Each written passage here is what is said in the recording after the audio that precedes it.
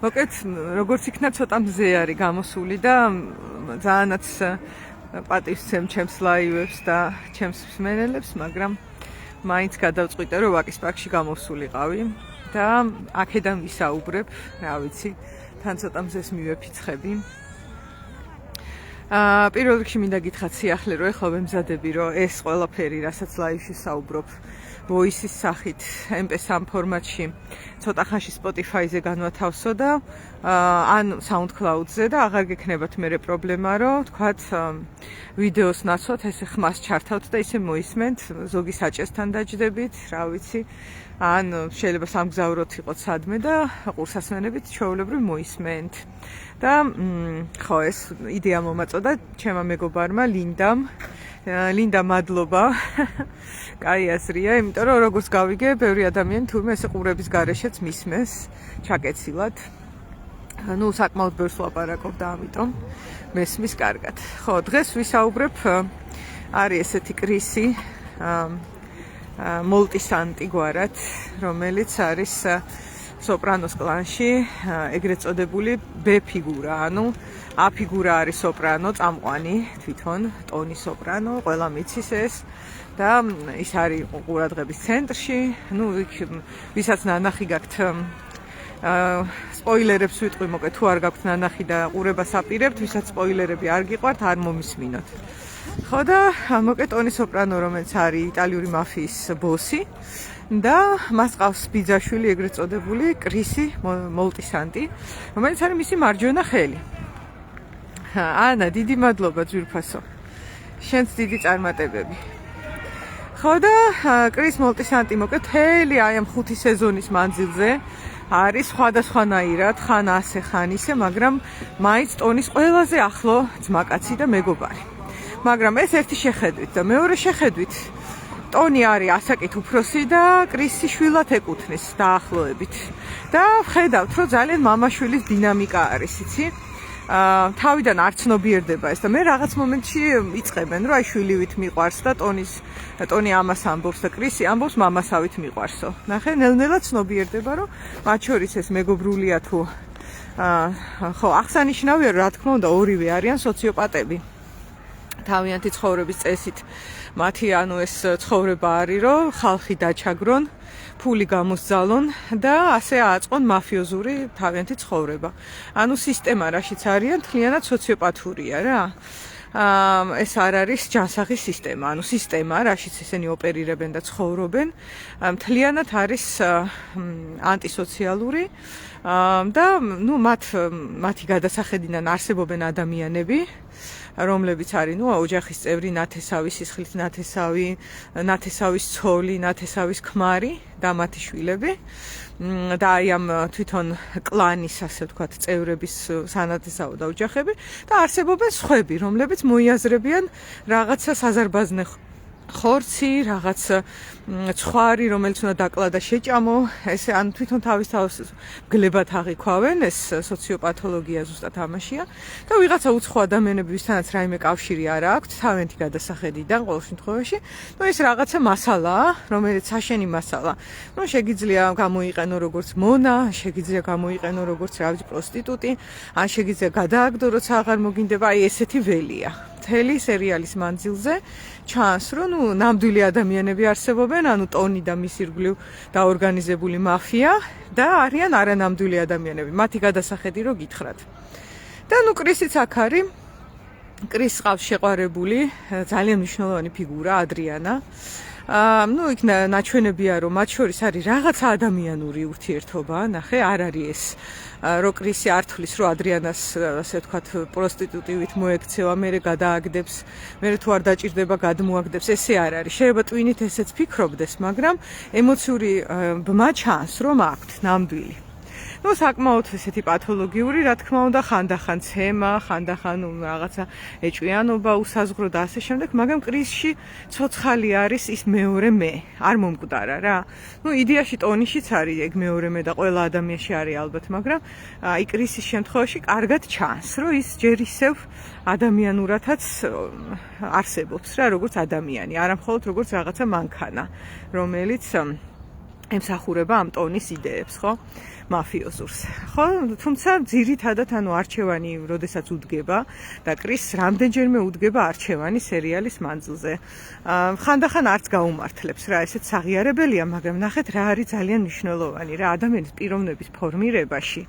ერთ-ერთი გადამწყვეტი როლი ალბათ ეხლა ამ სერიალიდან გამომდინარეც აქვს იმას, რომ როდესაც შენ რაღაცა გიყვარს და რაღაცის გაკეთება გინდა და ის არ გამოდის და არ გიმართლებს, აი მაშინ იწყება, ასე ვთქვათ, პიროვნების ფორმირება. რა რეაგირებას გააკეთებს ამაზე ინდივიდი? იქნება ეს რეაქცია ავტომატური, რომ დავფრუსტრირდი და თქვენი დედაც ესე იგი არ ვარ საჭირო ამ სამყაროში რომ კეთილი ვიყო და მოდი მაშინ ბოროტი ვიქნები, ესეთ ნარატივში წავა თუ იტყვის რომ მე რაც მინდა ეს მნიშვნელოვანია, არ გამოვიდა და მე მაინც მე ვარ. ნახე, მე ის კი აღარა ვარ, რეაქცია კი არ გავხდი იმისა რომ რაღაც არ გამოვიდა რაც მინდოდა, არამედ ჩემ თავად დავრჩი, ეს ძალიან ძნელია.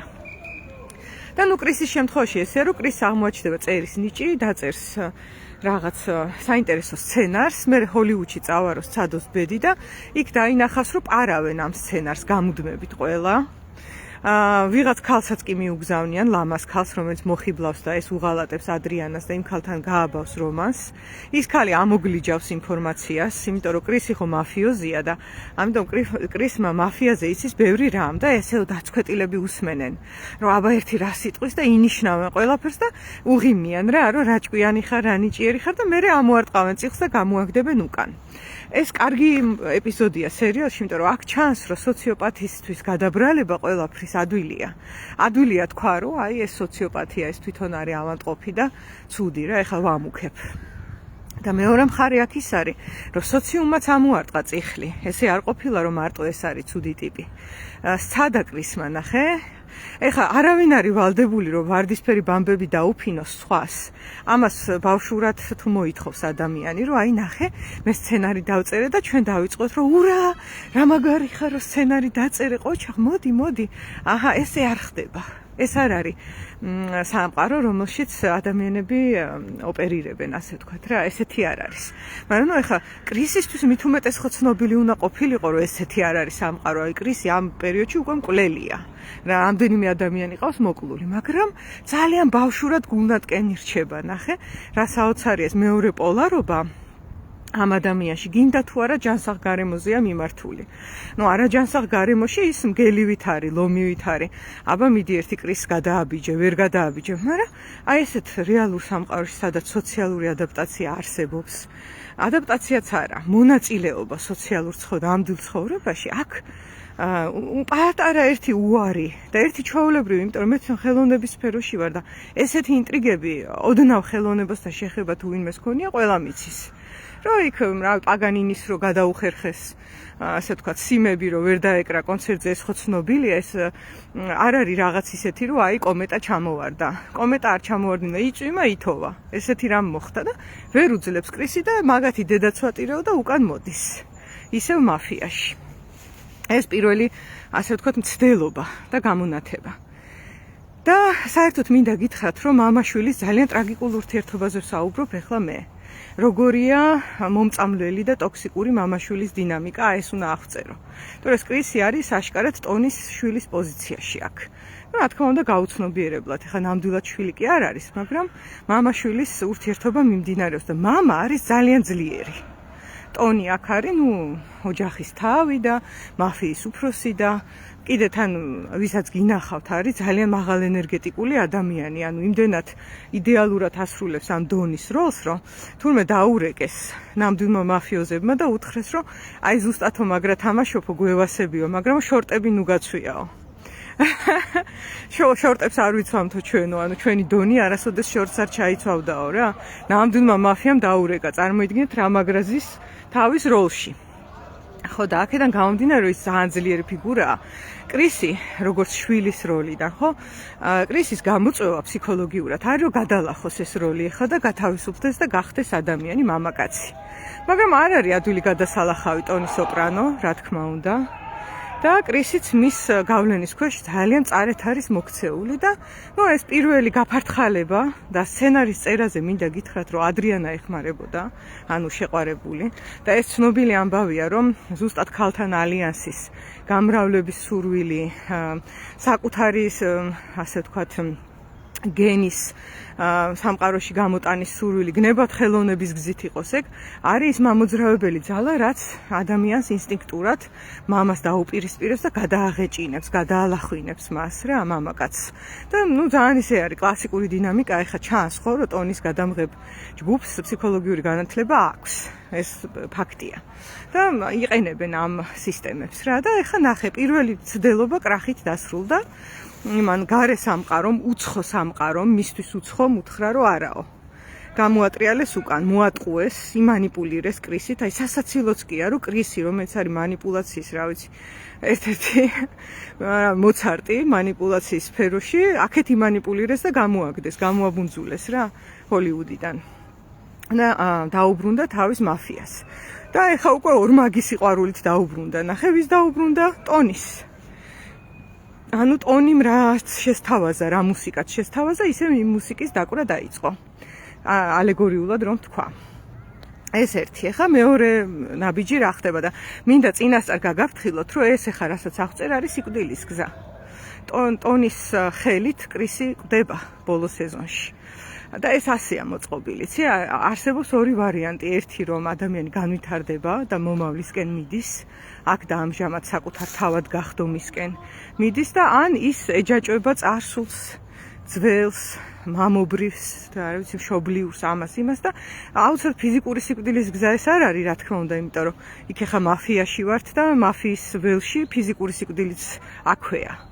შეიძლება ფსიქოლოგიურ სიკვდილზე იყოს საუბარი, როდესაც სიახლე არაფერი დაიბადა და მიეჯაჭვა მშობლებს და როგორ გითხრა, მშობლების ასე ვთქვათ მუსიკასთან ერთად განქარდა.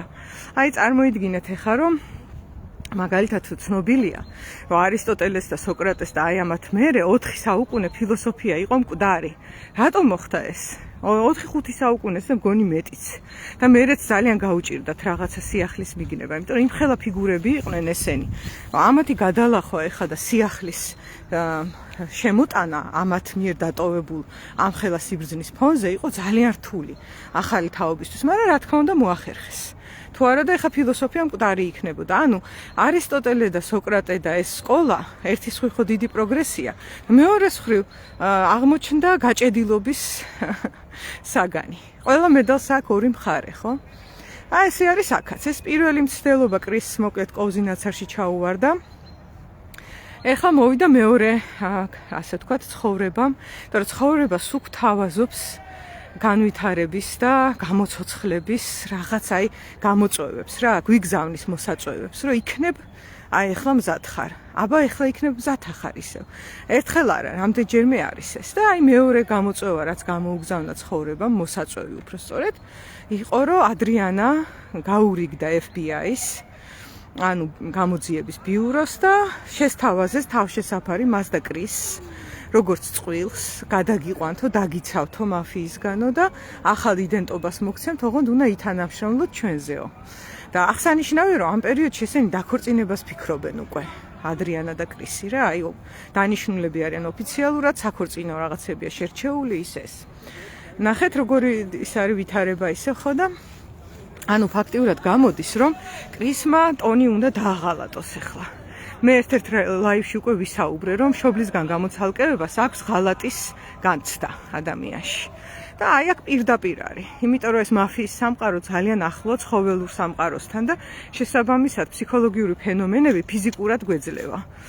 ეხა ფიზიკურად რა ხდება, რომ ფიზიკურად რო დააღალატებს, დიდი ალბათობით ციხეში ჩასვავენ ტონის. მიუსჯიან. ფიზიკურად აისახება, ნახე, მასზე ეს დააღალატება.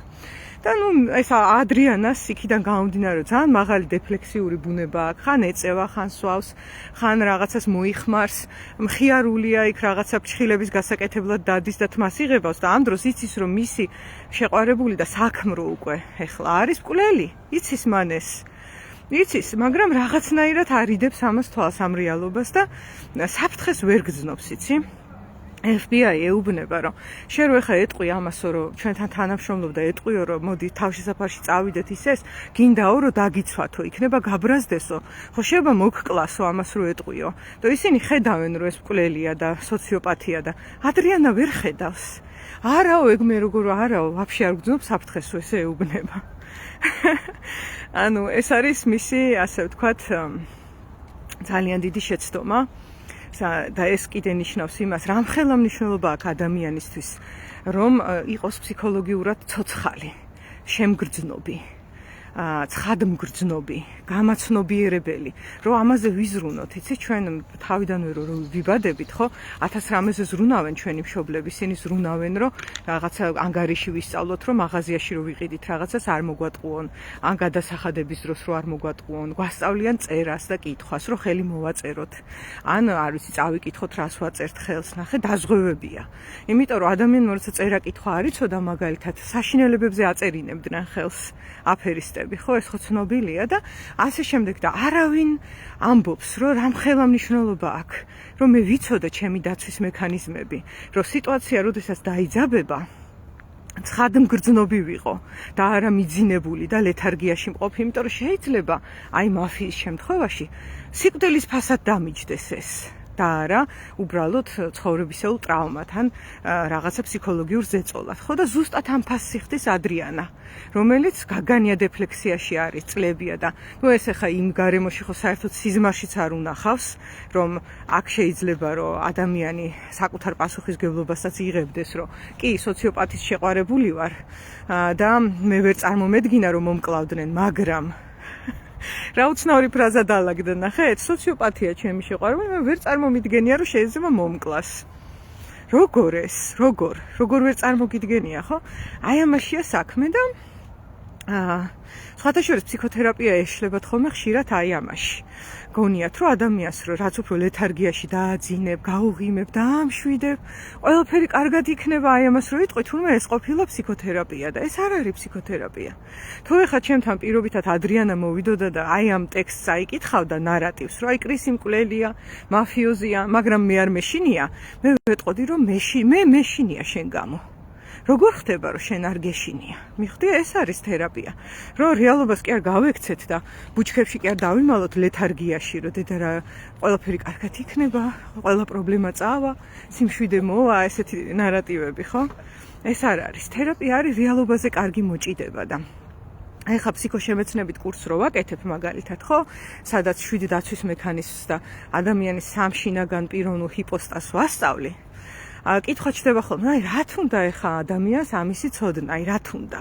თუ რამე პრობლემა შეექმნება, მივა თერაპიაზე და კონკრეტულად მაგის ცოდნა, რა თქმა უნდა ჭირდება, მაგრამ ეს სხვა საკითხია. მაგრამ ის რომ საკუთარ ცხადგრძნობაზე იმუშაოს, რომ გამოფხიზლდეს, რაც შეიძლება მეტად, ეს ისეთივე საჭიროება, როგორც მათემატიკის და ქართული ენის ან სხვა ენის ცოდნა. იმიტომ ესეთი საბაზისო, ასე ვთქვათ, ცხოვრებისეული ცოდნა და მუშაობა თუ არ მიმდინარეობს, რომ ეს უფრო უკეთესი და უკეთესი გახდეს, ხო? ცხოვრება ლეთარგიაში ყოფნის დროს, ახლა ისეა მოწყობილი, რომ რაღაცა პერიოდი გრძელდება რა. აი, რაღაც პერიოდი შეიძლება ადამიანი ალკოჰოლიკია და ქუჩაში გდია, მაგრამ ნუ მინუსი გრადუსი არ დგება და არ იყინება ის. არ გაიყინება. დაიძინა, გაიღვიძა. მე შეიძლება იფიქროს, რომ ეს უსაფრთხოა, რომ მე აქ თვალი ქუჩაში ვგდივარ. აქ არაფერი საფრთხე არ არის, ხა ისეა მოწყობილი სამყარო, რომ ნუ მაინც გადავრჩები. შეიძლება ეს იფიქროს, მაგრამ არ არის ესე. შეიძლება ერთ დღეს გაყინოს, როდესაც ეს დაიძინებს და დილას ვეღარ გაიღვიძებს. ნახე როგორ არის? არ ელის თითქოს ადამიანი, რომ რაღაცა დიდი გამოწვევა შეიძლება მოვიდეს ცხოვრებაში, შეიძლება მოვიდეს. თან შეიძლება მოემზადო და ცხადმგრძნობი იყო და მაინც ისეთი ვეშაპი მოვიდეს იმ ზღვაში, რომ მაინც ვერ გადალახო და მით უმეტეს თუ ეხა ლეთარგიაშია, საერთოდ რაზეა საუბარი და აი ამისი იდეალური მაგალითი თუ ეს არის, რა ქვია, მეტაფორა არის ამ ფილმში ადრიანა, რომელიც ამბობს, რომ კრისს მე უყვარვარ და მართალია ამაში. უყვარვარ, მე ის არასოდეს არ შემეხება. აბსოლუტურად მართალია. ვერც შეეხებოდა, იმიტომ რომ მართლა უყვარდა. მაგრამ როდესაც ეს უთხრა ადრიანამ, ნახე, თან კრისის შემთხვევაში ეს რა არის? კიდე ერთხელ დაუძახათ ნამდვილმა ცხოვრებამ, რომ გამოფხიზლდი. გადმოდი აქეთ ამ მხარეს, სადაც არის ზრდა, განვითარება, სიცოცხლე, შენი საკუთარი თავი, რომელიც შეგიძლია რომ იყო ცნობიერი. ხო და აი ძალიან არის მიჯაჭული ტონის პერსონას. და ეხა ერთი შეხედვით ის ადამიანები, ვისაც ხად გრძნობაზე არ უმშავია, ფსიქოთერაპიული განათლება არ აქვს და ასე შემდეგ, შეიძლება ესე ხედავენ, რომ კრის ტონი უყვარს. ესე ჩანს, ნახე, ერთგულია მისი უყვარს.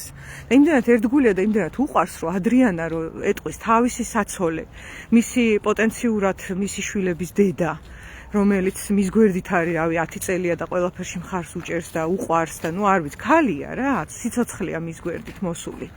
და ამის ნაცვლად რომ ვთქვათ, ადრიანა იყოს ხელშეუხებელი, ვინ აღმოჩნდა ხელშეუხებელი? რა თქმა უნდა, ტონი. და ამას ერთი შეხედვით სიყვარული ქვია? ანუ სიყვარულია მდგომარეობა, რომელიც მოითხოვს, რომ მე ჩემი შეყვარებული გავწირო, მოვკლა? ძალიან საეჭვოა, რომ ეს სიყვარული იყოს. ესეთ რამეს თუ ვიღაცა მოითხოვს ჩემგან, რომ მე ჩემი თავი მოვიკლა, ასე ვთქვათ.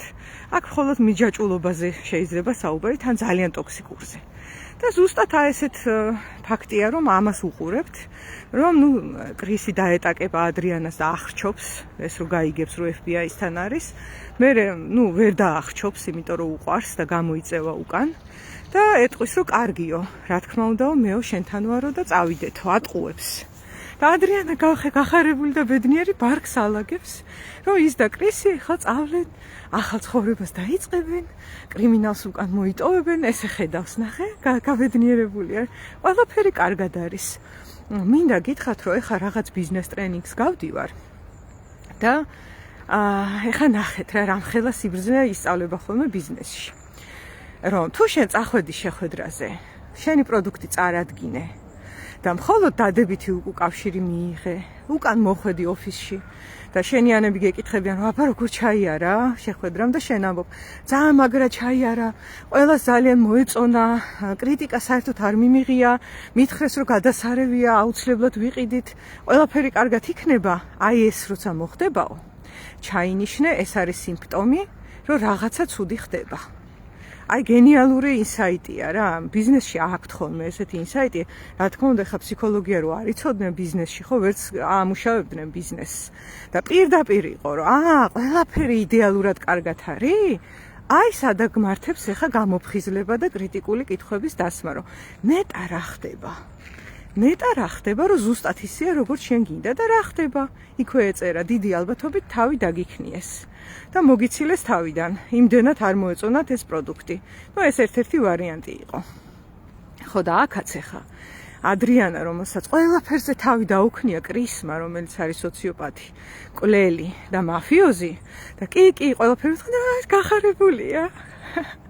გესმის, ყველაფერი კარგად არის, ესე ხედავს. და ზუსტად აქ არის დამალული სიკვდილის ანგელოზი უკვე სიმბოლურად რო ვთქვა. მოვიდა სიკვდილი. და მეორე დღეს ჩასვავენ მანქანაში, წაიყვანენ და კლავენ ტყეში. ეს ტონის მაფიოზები. ხო და როგორ გითხრათ, ეხლა აქ შეიძლება ადამიანს ეფიქრა, რომ კრისი ეხლა მაინც გამოფხიზლდება, მაგრამ კრისი ნახე რას არის მიჯაჭული, ეს წესია და კანონია. რომ იქ ჩვენ ვნახეთ, რომ სხვა ხალხიც ვინც ან FBI-ს დაუკავშირდა, ან რაიმე სახით უღალატა მაფიას დახოცეს ხოლმე და ადრიანაც რა მოხდა ეხლა გვიღალატა და მოდი მოვკლათ. ესე იმშვიდებს თავს. და თან რაღაცა ბავშვური თუ რაღაცნაირი ემოციური ისინი ემართება, ტირის ტონის ჩახუტებულია, მიყვარხარეუბნება, ანუ ტონი უყვარს, გესმის? ხო საინტერესოა, ანუ რაში ჭირდება ეხლა ტონის კრისის სიყვარული? და იმას აქ რაღაც ბავშვური გადატანა, იცი, მამა არ ყავდა თან. მამა ადრე მოუკვდა და უმამოთ არის გაზრდილი და რაღაცნაირად დაჯაჭული არის ტონის მამის ფიგურას. და შესწირა თავის საკუთარი სიცოცხლე ეგრე გამოვიდა.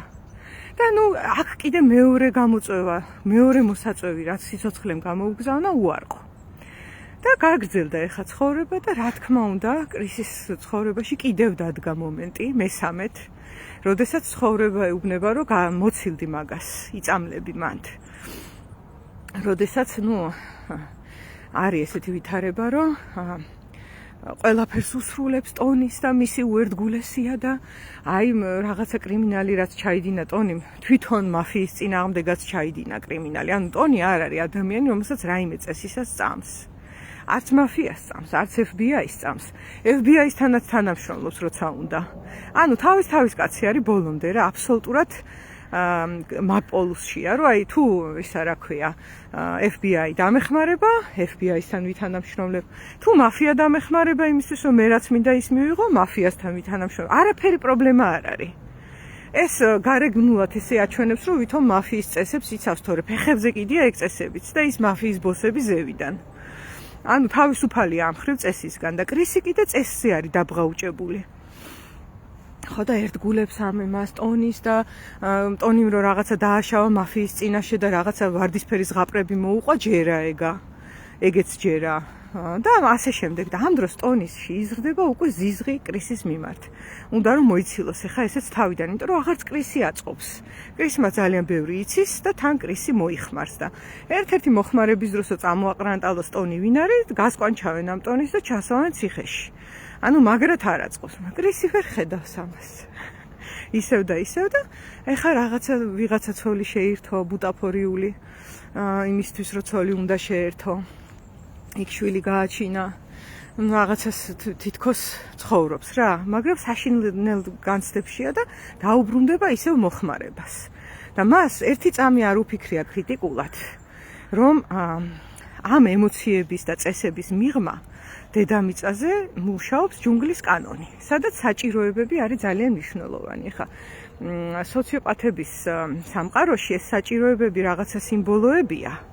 იმიტომ რომ რეალურ სამყაროში მე რა მჭირდება, სუნთქვა მჭირდება, წყლის დალევა, კვება, ადამიანებთან კონტაქტი, გამრავლება, რაღაცა თავშესაფრის მოწყობა და შემიძლია ხა გავაგრძელო რა. ლოგინი მჭირდება, ტანსაცმელი მჭირდება რომ არ შემცირდეს და ეს არის ქვედა, ასე ვთქვათ, ფიზიკური ზღვარი, რაც ყველას ჭირდება. და ამის მერე ზევითკენ არის ადამიანების ინდივიდუალური საჭიროებები პიროვნულობის მიხედვით. აი მე მაგალითად მჭირდება ხელოვნება ჩემ ცხოვრებაში. მჭირდება ბუნება ჩემ ცხოვრებაში, მაგრამ ვიღაცას ესენი არ ჭირდება, ანიშნავს რომ მოკვდება რა.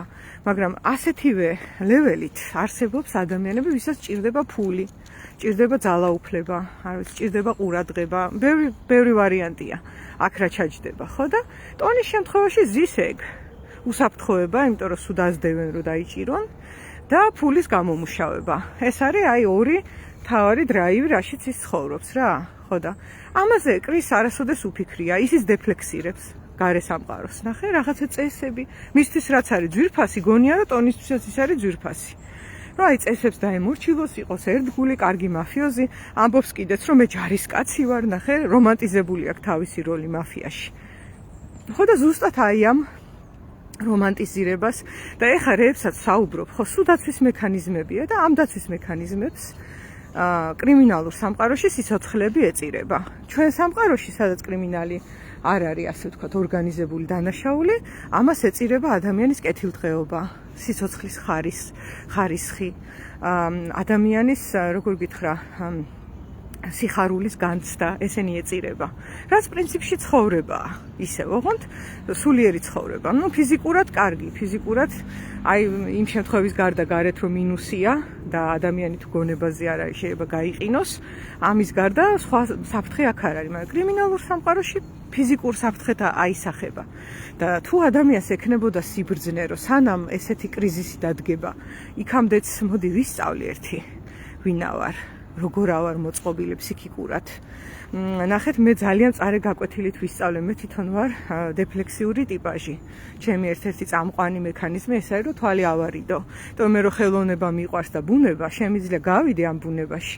ჩავრთო მუსიკა და უკან ბომბებიც რო აფეთქდეს, შემიძლია დავაიგნორო ეგ. ეს უნარი აქვს ჩემს ფსიქიკას და სადღაც ეს კარგია. მაგრამ რაღაცა სიტუაციაში ეს საშიშია ჩემთვის. ხო და რამ წარე გაკვეთილით ვისწავლე, გეტყვით. ლეკვი იყო, ჩემს მიკედლებულ ძაღლს გაუჩნდა ლეკვი და დილას გავედი და აი ცოტა არ მომეწონა ეს ლეკვი რა. აი რაღაცნაირად იყო და წავედი სამსახურში, მეთქი დედა ყავს, მიხედავს, ნახე, ავარიდე თვალი. დედის რძეს ჭამს, იმუნიტეტი აქვს, რაღაცები უთხარი ჩემ თავს და წავედი სამსახურში და საღამოს რომ მოვედი სახლში, იყო ძალიან ცუდად. ну მოვკიდე ხელი, გავიქეცი, აი ის ჩემი მიკედლებული ძაღლი გამომყვაყეფით ხდება, რომ იმის შუს უჭირს გესმის, ავტობუსში ჩავჯექი, იმიტომ რომ ტაქსი თუ გაჭედილი იყო და ის ავტობუსის ხაზზე მიდიოდა და დავრეკე იქ ვეტკლინიკაში მელოდებიან, აჰუ ეს ლეკვი მიყურებს. იცით რა არის ეს არის აი საშინელი გაკვეთილი ვისწავლე რა, უმძიმესი. ხო და მივედი, მივასწარი, ცოცხალი იყო ჯერ კიდე, შევედი და ვეღარ უშველეს მოკლედ და მომიკვდა ეს ლეკვი. საშინლად ვიტირე და ვიფიქრე, რომ მე რო დილას ეს არ მექნა, ის ეხა ცოცხალი იქნებოდა და სამწუხაროდ მართალია. ну 100%-ით არ ვიცით, ცოცხალი იქნებოდა თუ არა, მაგრამ დილას ცოტათი ვერ იყო. ძალიან ცოტათი ვერ იყო, კარგად. ხო და აი მან ძალიან მწარე გაკვეთილით მივხვდი, რომ რაღაცა რომ ოდნავ არ მსიამოვნებს და ოდნავ არ მომწონს, სხვათა შორის GPT-მ მითხრა ეს, რომ მე მახასიათებს ნაწილობრივი დეფლექსია და არა მთლიანი. მთლიანი დეფლექსიის დროს ვერ შევამჩნევდი, რომ ლექს რამე უჭირდა. მაგრამ ნაწილობრივი მახასიათებს და მე ვარიდებ თვალს. ანუ მთლად დაბინდულიც არა მაქვს რა.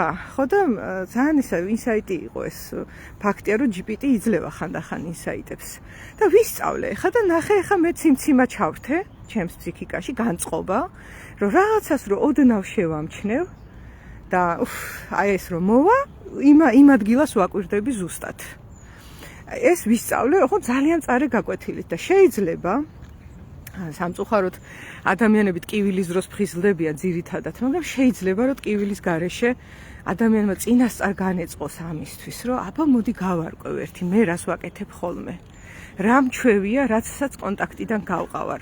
რა არის ჩემი გაუცნობიერებელი მექანიზმი, რითიც მე სირთულეებს და ასე შემდეგ პასუხის ნაცვლად ვერ იდები.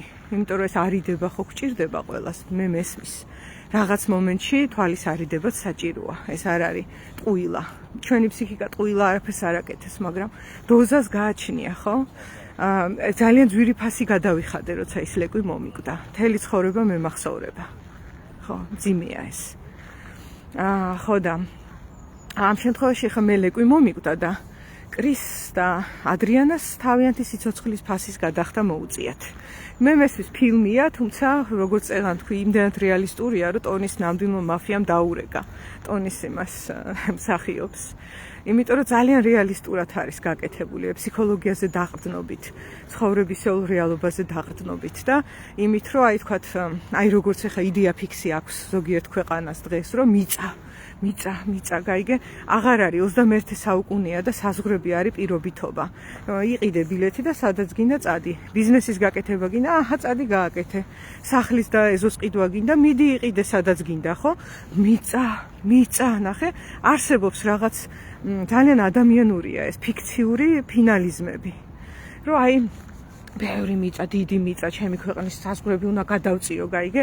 არაცნობიერი ეს დრაივია, რომელიც დღეს აქტუალური აღარ არის, მაგრამ ამ ადამიანს უნდა ეს მიწა და მოკალი. ასეა მოწყობილი, ხო?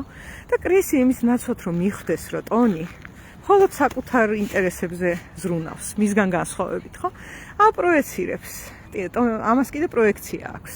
რომ ეს მამასავით უყვარვარ და რაღაცა წესები და კანონები და მე ჯარისკაცი ვარ რაღაცა ძალიან მაღალი ეშელონის იმაში, რა ქვია, ელიტურ დაჯგუფებაში, რომელიც არ ემორჩილება კანონს და რაღაცა თინეიჯერულად რაღაცა სასიამოვნოდ ჟღერს ეს რომანტიკა, ხო? და ტონიც ესეა, ტონიც ის რაღაცა ეს არის. წინამძღოლი, რომელიც არის ასეთი და ისეთი და იმასაც რაღაცა აი ნახეთ შავთეთრად იყურება. და ხედავს როგორც თეთრს.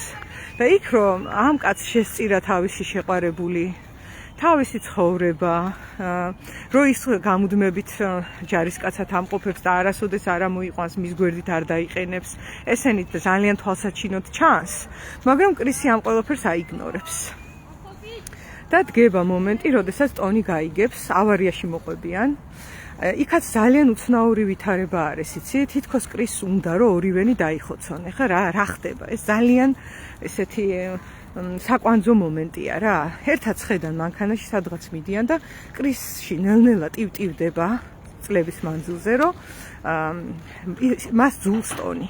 ხვდება რომ ძულს. რომ ტონი არის ასე ვთქვათ მამის ფიგურა, რომელსაც შესწირას შეყვარებული ქალი ვერ ივიწყებს ამ ადრიანას რა. გავიდა წლები და ახსოვს, რა თქმა უნდა ვერ დაივიწყებდა. შესწირა ის და იქიდან მადლობაც კი არ უგრძნია. ნათქვამზე არ არის საუბარი. ან რამეს რო ამბობს ტონი ეუბნება რომ ეხა არ მინდა რა, არ ცალია რა, სხვა დროს მელაპარაკე. ანუ გამუდმებით აიგნორებს და ხელს კრავს. თავის ბიოლოგიურ ვაჟზეც ასე აკეთებს. ხო და ამაზეც ესიშვრება და ნახე გაჩნდება მამის მოკვლის იმპულსი. ოღონდ იქიდან გამომდინარე რომ ასეთი დაჯაჭულია და ასეთი ფსევდო შეყვარებულია, არ შეუძლია რომ ის მოკლას და მოდი თავს მოვიკლავ ვიფიქრებს საჭეზეზის და ჩვენ ორივე დავიხოცებით. ეს არ თქმულა, მაგრამ დიდი ალბათობით ეს არის რაც მოხდა, იმიტომ რომ აბსოლუტურად ფხიზელ გონებაზე კი რაღაც ნარკოტიკის ქვეშ, მაგრამ მაინც ფხიზელზე გადაუხვია გზიდან და აპირებდა რომ შესჯახებოდა საპირისპიროდ მომავალ მანქანას. და ნუ რაღაცნაირად გადარჩებიან ამ შეჯახებას, მაგრამ ავარიაში მოყვებიან. და ამოყირავდება მანქანა, გადმოდის ტონი და კრისი ეუბნება, გადმომიყვანე, მე ნარკოტესტს ვერ ჩავაბარებ. და ამიტომ გამომიძახე ტაქსი და სადმე წავიდეთ, რომ გადავრჩე. ეხლავეო, ტონი ეუბნება, გადმოდის და უცებ ხვდება, რომ ეხლა რომ კრისი მოკლას, აბსოლუტურად სუფთა ამოვა აქედან, ნახე, ჩაირთო ცივი გონება სოციოპათოლოგიური, სადაც მე რა რო კრისი 20 თუ 30 წელია ჩემ ხელში გაიზარდა და შვილივით მიყვარსოს ვამბობდი და ასე შემდეგ, ეს ყველაფერი არის სისულელე, რეალობა მწარეა და ასეთია, რომ კრისი არ მაწყობს ეხა რო ცოცხალი იყოს და შემიძლია მოვკლა, ესე ფიქრობს ტონი. და მართლაც მოკლავს და ეს კრისი გაკვირვებული იყურება იქიდან, მაგრამ ესე მთავრდება ეს დუელი. თუ კრიმინალურ სამყაროზეა საუბარი და იმაზე, სადაც სიკვდილი ყოველ ფეხის ნაბიჯზეა, ფიზიკური სიკვდილით მთავრდება. თუ ფსიქოლოგიურ სამყაროზეა საუბარი, სადაც სოციალურად ეს კანონები, რომ კრიმინალები არ ვიყოთ დაცულია, ამ შემთხვევაში ფსიქოლოგიური სიკვდილით მთავრდება, ნახე, და გაიმარჯვა მამამ.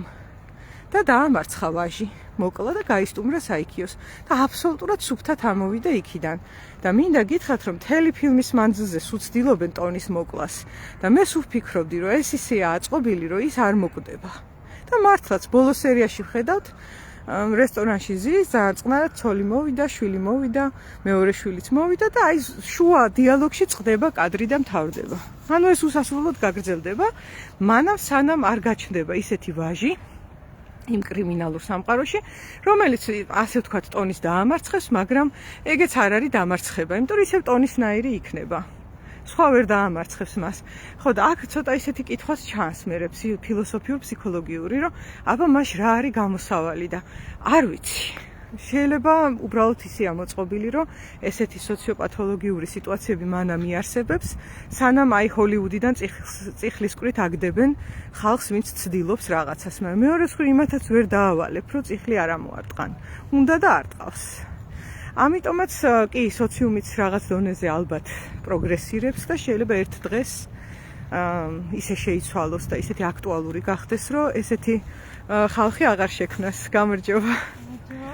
ან შეიძლება არ მოხდეს ეგ და მუდმივად ვაწარმოოთ და მოდი ავიღოთ პასუხისგებლობა ჩვენზე, რომ კი თითოეული ჩვენგანი ეს ჭანჭიკები, რაც ამ სოციუმში ვართ, გარკვეულ პასუხისგებლობას ვატარებთ ამაზე, რომ ესეთი ასე ვთქვათ ანტისოციალური დაჯგუფებები იქნება, მოღვაწეობენ დიდი წარმატებით. ნუ როგორც ტონი სოპრანოა. აი ეს მინდოდა მელაპარაკა კრისზე. ხო და ნუ ვისაც გაინტერესებთ, რომ დღეს დაიწყოთ ან ხვალ დაიწყოთ ის პროცესი, სადაც საკუთარ ფსიქიკას გაიცნობდით, ისევე როგორც იცით მათემატიკა და წერა-კითხვა, აი ელემენტარულ დონეზე, ეს არ არის პროფესიული კურსი, მე რასაც ვთავაზობ. მომწერეთ, დამიკავშირდით და ჩაეწერეთ. ეხა უკვე თებერვლის ჯგუფში, იანვრის ჯგუფი შევსებულია. აბა, ამას დღეს გისურვებთ.